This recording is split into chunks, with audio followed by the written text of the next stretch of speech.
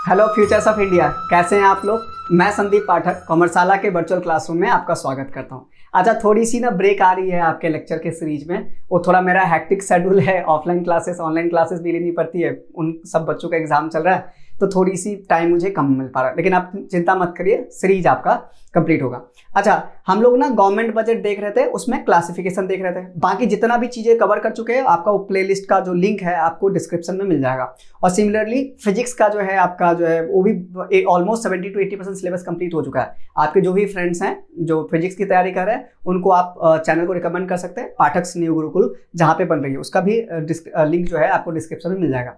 अच्छा, तो हम लोग ना गवर्नमेंट बजट को क्लासिफाई करें तो, और क्लासिफिकेशन में या कंपोनेंट्स में हमने रेवेन्यू कैपिटल खूब वर्ड यूज किया है और ये करते ही रहेंगे, ठीक है। इसके लिए मैं आपसे रिक्वेस्ट करूंगा, एक बार रेवेन्यू और कैपिटल पे मैंने एक वीडियो, बहुत छोटी सी वीडियो बना रखी है ताकि हर जगह रिपीट ना करना पड़े और आपका भी टाइम मिले और आपको समझ में भी अच्छे से आए। तो प्लीज उसको अभी तक नहीं देखे तो एक बार उसको देखिए, फिर आप इस वीडियोस को या बाकी जो भी क्लासिफिकेशन वगैरह है उसको देखिए तो ज़्यादा अच्छा रहेगा, ठीक है। तो हम लोग जो क्लासिफिकेशन पढ़ रहे थे तो हमने अभी क्लासिफिकेशन को, बजट को दो तरह से क्लासिफाई किया, रेवेन्यू में, रिसीट्स में और आपका एक्सपेंडिचर में। रिसीट वाला कंपोनेंट तो हम कंप्लीट कर चुके हैं, जो लास्ट वीडियोस में कंप्लीट देख चुके हैं रिसीट्स का, capital receipt, revenue receipt. Revenue में फिर हमने tax revenue, non tax revenue, direct tax, indirect tax, सारी चीज ही जो है हमने देख लिया है, ठीक है। वो आपको प्लेलिस्ट में मिल जाएगा।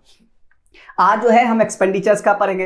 एक्सपेंडिचर का आपके सिलेबस में एक तो रेवेन्यू और कैपिटल में क्लासिफाई किया हुआ है, फिर प्लान नॉन प्लान में क्लासिफाई किया हुआ है, डेवलपमेंटल नॉन डेवलपमेंटल में किया हुआ है। आपने रेवेन्यू और कैपिटल तो पढ़ा होगा सीबीएसई के सिलेबस में, लेकिन आपने जो है क्या बोलते हैं plan non plan, developmental non development नहीं पढ़ा होगा, आपके लिए नया है, तो इसको मैं अलग से एक वीडियो में आपको समझाऊंगा। आज हम रेवेन्यू और कैपिटल का देखेंगे। तो एक्सपेंडिचर को दो पार्ट में अपने क्लासिफाई किया, रेवेन्यू एक्सपेंडिचर, कैपिटल एक्सपेंडिचर। सबसे पहले तो एक लाइन में ये क्लियर करिए, जहां भी कोई भी आपका ट्रांजेक्शन और रिसीट हो या एक्सपेंडिचर हो, कोई भी वो ट्रांजेक्शन आपका रिसीट या एक्सपेंडिचर अगर आपके असेट्स और लायबिलिटीज को कम या ज्यादा करे, आपका रिसीट या एक्सपेंडिचर आपके असेट या लायबिलिटीज को कम और ज्यादा करे तो कैपिटल नेचर का है, अदरवाइज सबको आप रेवेन्यू में डाल दीजिए।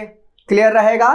कोई भी रिसीट आई, एसेट क्या बोलते हैं कम हुआ या लायबिलिटीज बढ़ी, नहीं बढ़ी तो रेवेन्यू नेचर का रिसीट है। कोई भी एक्सपेंडिचर किया, एसेट बढ़ा या लायबिलिटीज कम हुई, नहीं हुई, और रेवेन्यू नेचर का है। अगर हो रहा है, आपका आंसर हाँ है कि आपके असेट और लायबिलिटीज में चेंज आ रहा है उसके कंपोजिशन में, तो कैपिटल नेचर का, अदरवाइज रेवेन्यू नेचर का। इतना याद ही नहीं रहना है कि रेवेन्यू एक्सपेंडिचर कैपिटल, पूरा क्लासिफिकेशन आपका एक लाइन में कंप्लीट होता। क्या सिंपल कि इंपैक्ट असेट और लायबिलिटीज पे आई क्या, तो कैपिटल नेचर का, नहीं आई तो रेवेन्यू नेचर का। आप बोलेंगे ये तो आपने ये बता दिया। रिसीट और एक्सपेंडिचर क्या, जो पैसे आ रही है रिसीट है, जो जा रही है एक्सपेंडिचर है। सिंपल, जो पैसे आपके पास आ रही है वो आपके लिए रिसीट है ना, जो आपके पास से जा रही है खर्च कर एक्सपेंडिचर है, तो इसमें इतना दिमाग क्यों लगाना। और पैसे आई या गई, एसेट लायबिलिटीज पे इंपैक्ट पड़ी, हाँ तो कैपिटल, नहीं तो रेवेन्यू, खत्म। इसमें पूरा आपका क्लासिफिकेशन जो भी पढ़ा ना सारा खत्म हो गया एक लाइन में, है ना। फिर भी हम डिटेल में थोड़ा सा देखते हैं। तो रेवेन्यू एक्सपेंडिचर किसको कहेंगे। रेवेन्यू एक्सपेंडिचर अभी देखा कि ऐसा एक्सपेंडिचर जिससे कोई असेट क्रिएट ना हो या ना ही कोई लायबिलिटीज का जो है पेमेंट मतलब रिड्यूस हो। Neither creates assets nor reduces the liabilities, मतलब कि आपका जो है फिजिकल असेट्स या कोई फाइनेंशियल असेट्स पे कोई इंपैक्ट नहीं आया, उसका कोई क्रिएशन नहीं हुआ, आपकी कोई फाइनेंशियल लायबिलिटी जो है कम नहीं हुई, तो क्या है, रेवेन्यू नेचर का है। और हम क्या देखते हैं, जो क्या बोलते हैं रेगुलर और रिकरिंग इन नेचर हो एक्सपेंडिचर, आपका रेवेन्यू एक्सपेंडिचर है। अब कॉमन सी बात है, जो रेगुलर और रिकरिंग होगा गवर्नमेंट के नॉर्मल फंक्शनिंग के लिए यूज किया जाएगा, नॉर्मल फंक्शनिंग पे खर्च होगी। नॉर्मल फंक्शनिंग क्या होगा गवर्नमेंट का, जैसे गवर्नमेंट डिपार्टमेंट्स काम करते हैं उससे रिलेटेड खर्चे, गवर्नमेंट बहुत सारी सर्विसेज देते हैं उससे रिलेटेड खर्चे, सैलरी हो गई, वेजेस हो गई, इस तरह की चीजें। आप जो है गवर्नमेंट बहुत बार डेट रेज करती है ना, लोन वगैरह लेती है, तो उस पे इंटरेस्ट का पेमेंट करेगा, ये रेवेन्यू एक्सपेंडिचर। आप बोलेंगे लोन से रिलेटेड चीजों को तो आपने कैपिटल नेचर का बताया, लोन जो रेज किया वो तो लायबिलिटी बढ़ी तो कैपिटल नेचर का, इसका इंटरेस्ट पेमेंट आप रेवेन्यू में डाल रहे हैं, ऐसा क्यों, इसको समझाने के लिए मैं थोड़ा सा आपको चाहूंगा कि आपके घर में कोई मान लो पेरेंट्स से पूछना, या आपने देखा होगा कि पर्सनल लोन, होम लोन, कोई भी लोन चल रहा होगा ना, उसका एक बार स्टेटमेंट उनसे मांगना कि स्टेटमेंट दिखाइए, और स्टेटमेंट को बहुत ध्यान से देखना। इन स्टेटमेंट में आपको 3-4 कंपोनेंट मिलेंगे। एक तो आपको मिलेगा प्रिंसिपल अमाउंट वाला, आपको एक लाइन मिलेगी, एक इंटरेस्ट अमाउंट की लाइन मिलेगी, और जीएसटी वगैरह जोड़ के फिर आपका इजी मंथली इंस्टॉलमेंट या इक्वल मंथली इंस्टॉलमेंट वाला कॉलम मिलेगा। ठीक है, और फिर एक कॉलम को मिलेगी कि अब कितना आउटस्टैंडिंग है, या तो स्टार्टिंग में होगा ओपनिंग बैलेंस, यहाँ पे क्लोजिंग बैलेंस, कितना आउटस्टैंडिंग जो है आपका लायबिलिटी है, उसको बहुत ध्यान से देखेंगे तो आपका जो है जो ईएमआई वाला अमाउंट है उसमें इंटरेस्ट का भी अमाउंट है, प्रिंसिपल का भी अमाउंट है, प्लस जीएसटी वगैरह जोड़ के, तो प्रिंसिपल का भी अमाउंट है और इंटरेस्ट का भी अमाउंट है, दोनों ही अमाउंट को जोड़ के आपका ईएमआई बनता है। लेकिन अब ध्यान से देखना, क्या आपका जो लोन का जो अमाउंट कम हो रहा है, जो आउटस्टैंडिंग अमाउंट जो दिख रहा है आपको कम होता हुआ है, वो ईएमआई के अमाउंट से कम हो रहा है या सिर्फ प्रिंसिपल अमाउंट वाला जो कंपोनेंट है उतने से कम हो रहा है? तो अब ध्यान से देखेंगे, आपका जो सिर्फ प्रिंसिपल अमाउंट वाला कंपोनेंट है उससे आपका लोन का अमाउंट कम हो रहा है, इंटरेस्ट के अमाउंट से नहीं।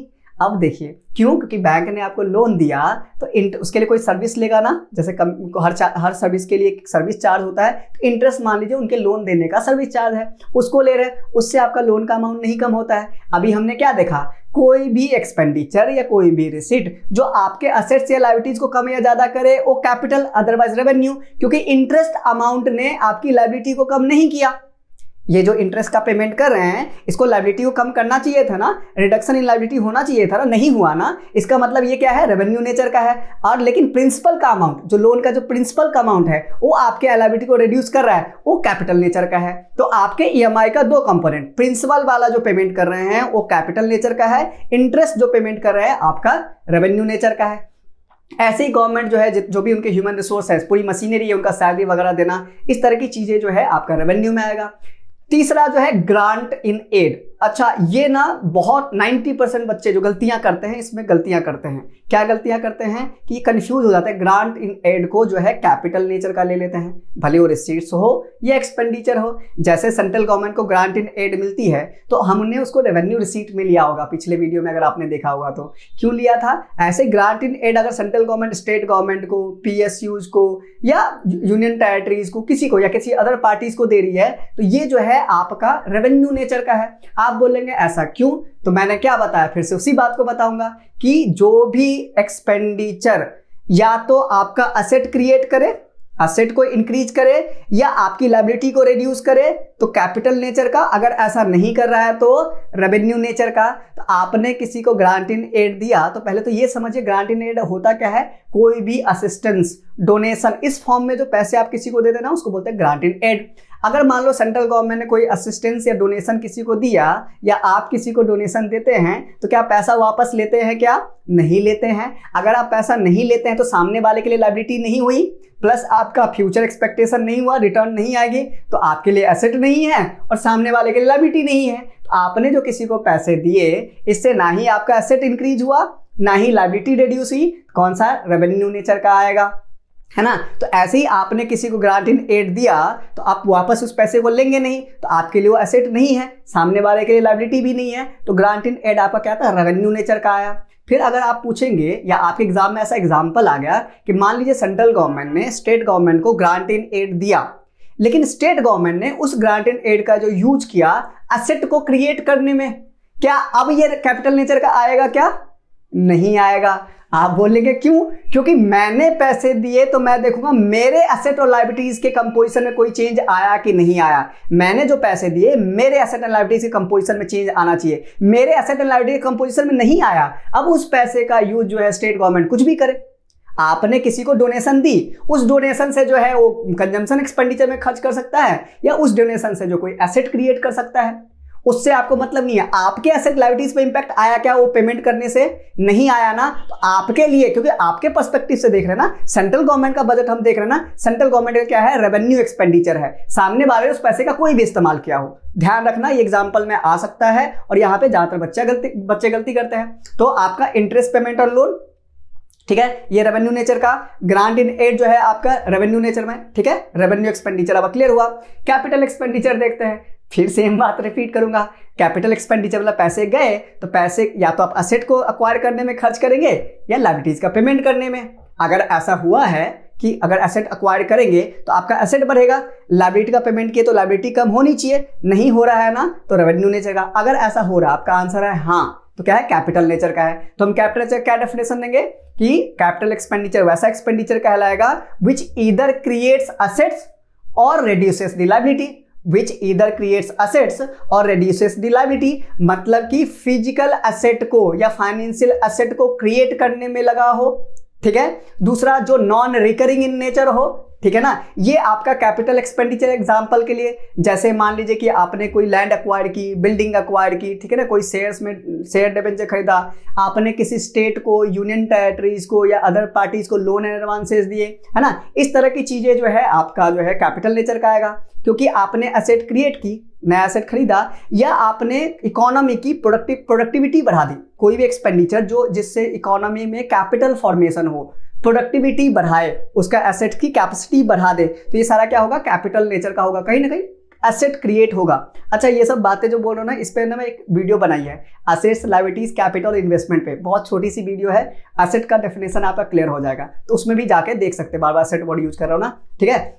तो ये आपका रेवेन्यू और एक्सपेंडिचर में जो है हमने डिवाइड कर दिया। आपने बजट को जो है क्लासीफाई अभी तक किया है कि हमने रिसीट और एक्सपेंडिचर में कर दिया, ठीक है। रिसीट्स को फिर हमने क्लासिफाई किया, रेवेन्यू रिसीट, कैपिटल रिसीट, फिर रेवेन्यू में tax revenue, non tax revenue, tax revenue में क्या बोलते हैं आपका डायरेक्ट और इनडायरेक्ट टैक्सेस में, और नॉन टैक्स रेवेन्यू के फिर बहुत सारे टाइप्स हैं। ये आपको ये स्लाइड के थ्रू दिख जाएगा।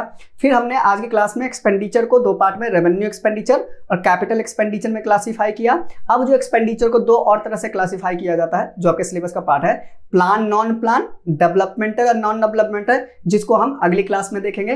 तब तक के लिए thank you so much. Video अगर आपको पसंद आ रही है तो अपने फ्रेंड्स के साथ भी शेयर करिए, लाइक करिए, शेयर करिए, सब्सक्राइब करिए, ठीक है। मिलते हैं अगले वीडियो में। Thank you so much.